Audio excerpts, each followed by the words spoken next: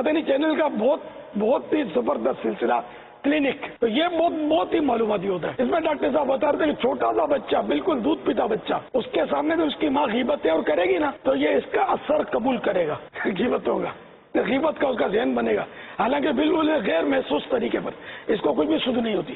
نہیں، اب سائنس بھی یہ تسلیم کر رہا ہے کہ ماں باپ کے اس طرح کے اثرات بھی بچے قبول کرتے ہیں. بچے جو بد اخلاق بنتے ہیں، لڑاکے پھڈے باز، تو اس میں بعض اوقات یہ ماں باپ کا اثر لیے ہوئے ہوتے ہیں.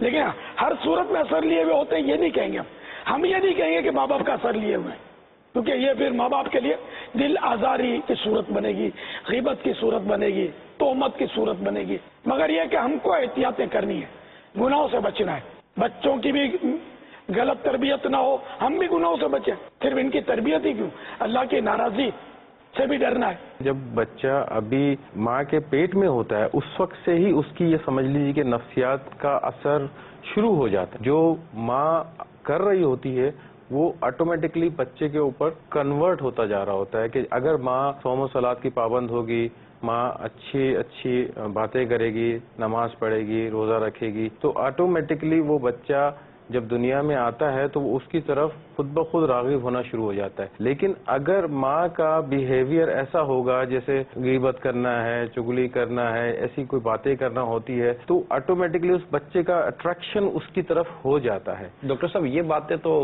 دینی یا مذہبی جو کتابیں ہیں ہماری اس میں یہ باتیں بیان کی گئی ہیں. بچہ جب ماں کے پیٹ میں ہوتا ہے تو ماں کی اگر اچھی عادات ہوں گی تو اس سے بچے پر اچھا اثر پڑے گا، اور ماں کی بری عادات ہوں گی تو اس پر بچے پر برا اثر پڑے گا. اگر ماں قرآن پڑھ رہی ہوگی تو اس کا اثر بچے پر عمدہ پڑے گا، اگر ماں گناہ کر رہی ہوگی تو اس پر بچے پر برا اثر پڑے گا. یہ باتیں کتابوں میں لکھی ہوئی ہیں جو دینی کتابیں کہلاتی ہیں. لیکن آپ اپنا میڈیکلی ایکسپیرینس اس کے ساتھ جوائن کر رہے ہیں تو یہ کیا چیز ہے؟ دیکھیں اس میں پیشنٹس وغیرہ ہم لوگوں کے پاس آتے ہیں کیونکہ ایک ہسٹری ہم پیشنٹ سے لیتے ہیں کمپلیٹلی.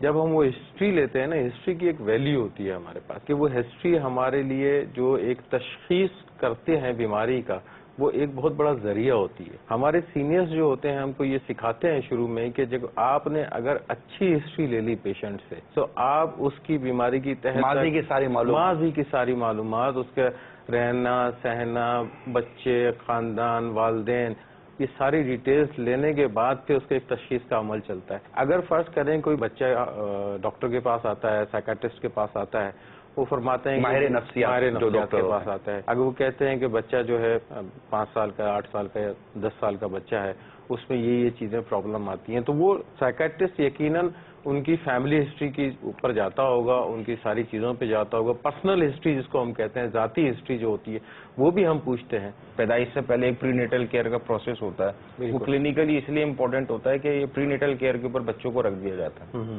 تو کلینکلی اس کی امپورٹنس اس حوالے سے ہے. تو اگر آپ شروع سے ہی ماں اور باپ کی جو ایک ایکٹیویٹیز ہوتی ہیں وہ اگر پازیٹیو ہوں گی، منفی نہیں ہوں گی، مثبت سوچ والے ہوں گے، تو یقیناً اس کا ایک امپیکٹ جو ہے، ایک اثر جو ہے ان کے بچوں پہ ضرور پڑتا ہے.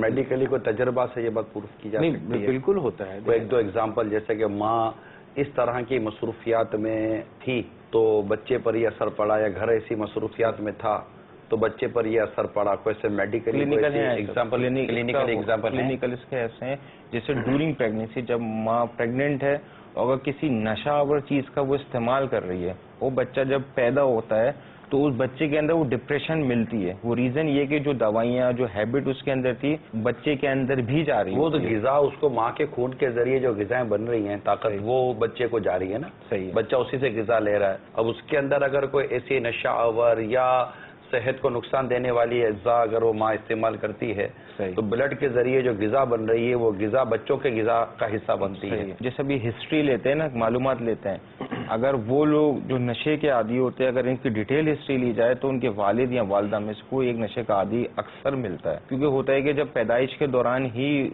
اس کو ایک چیز ڈرگ یعنی اسٹیمولیشن کی عادت ہو چکی ہوتی ہے, پیدا ہونے کے بعد اس کے اندر ڈپریشن سائن مل جاتے ہیں, اس کی طرح وہ جانے لگ جاتا ہے. یہ سب آتا پروسیس اسی طریقے سے ڈسکشن ہے. اس کو میں ہمارے جو اپنی جو مذہبی گفتگو اگر میں اس سے اٹیچ کرنے کی جو اس سے جو ذہن میں دو تین چیزیں پیدا ہو رہی ہیں, اگر میڈیکلی طور پر اگر میری یہ باتیں غلط ہو تو آپ بالکل اس کو انکار کر سکتے ہیں. کیا ہم یہ کہہ سکتے ہیں کہ جیسے کہ حسد ہے, جیسے کہ وہ نا ماں اگر کسی برائی میں مبتلا ہے تو اس کا اثر بچے کی پیدائش پر اس کی عادت اور اطوار پڑتا ہے. اب حسد ایک ایسی فیلنگ ہے کہ جو بیسیکلی تو یوں مطلب کہ وہ ایسا نشہ جیسے کم لے لیا, کوئی ایسی چیز نہیں ہے, لیکن حسد ہے آرام. اب بندہ جب کسی سے حسد کرتا ہے تو حسد کی وجہ سے اس کی طبیعت میں ایک جو جیلیسی پیدا ہو رہی ہے اور اس کے ذہن پر جو اسٹریچ پیدا ہو رہی ہے, کھچاؤ پیدا ہو رہا ہے, اس کے اندر جو ایک بے چینی اور وہ پھر عجیب و غریب قسم کی ذہنی طور پر تناؤ کا شکار ہو رہا ہوتا ہے اور بے چینی کا شکار ہو رہا ہوتا ہے. اس میں بعض اوقات اس کی نیند اڑتی ہو, اس کا چین اڑ جاتا ہو. تو کیا یہ جیسے کہ حسد کا جو